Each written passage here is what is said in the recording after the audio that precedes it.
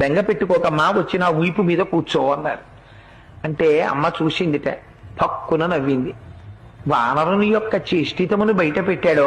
ఎందుకని? అప్పటికి స్వామి చిన్నవారై ఉన్నారు, పిల్లంత వారై ఉన్నారు.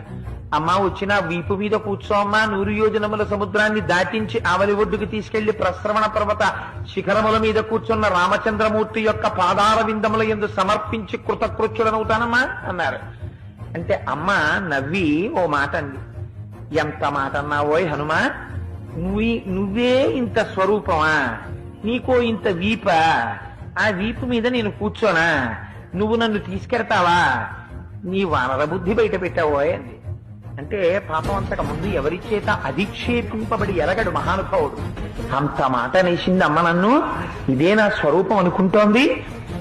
నా స్వరూపం ఏమిటో అమ్మకి చూపించాలనుకున్నాడు.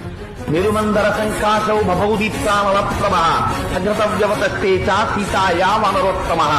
ఒక్కసారి మేరు పర్వత శిఖరాలు ఆకాశాన్ని చిందిస్తూ ఎలా ఉంటాయో అంత స్వరూపాన్ని పొందేసి పెద్ద పాదాలతో, పిక్కలతో, మోకాళ్లతో, తలిసినటువంటి తొడలతో, సన్నటి నడువుతో, విశాలమైనటువంటి వక్షస్థలంతో, శంఖం లాంటి కంఠంతో, కాల్చిన పెనం లాంటి ముఖంతో, వాడి అయినటువంటి కోరలతో, పచ్చటి కన్నులతో, పెద్ద శిరోజములతో, మహానుభావుడు పరిఘల వంటి భుజములతో, పెద్ద వేళ్లతో, అంతంత అరిచేతులతో స్వామి నిలబడేటప్పటికీ అంత పైకి చూసి అమ్మ ఆశ్చర్యపోయింది.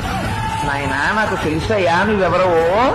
100 యోజనముల సముద్రాన్ని నీ దర్శన సామర్థ్యమును ప్రకటించి దాటి వచ్చిన రోజునే గుర్తించాను నువ్వెవరో.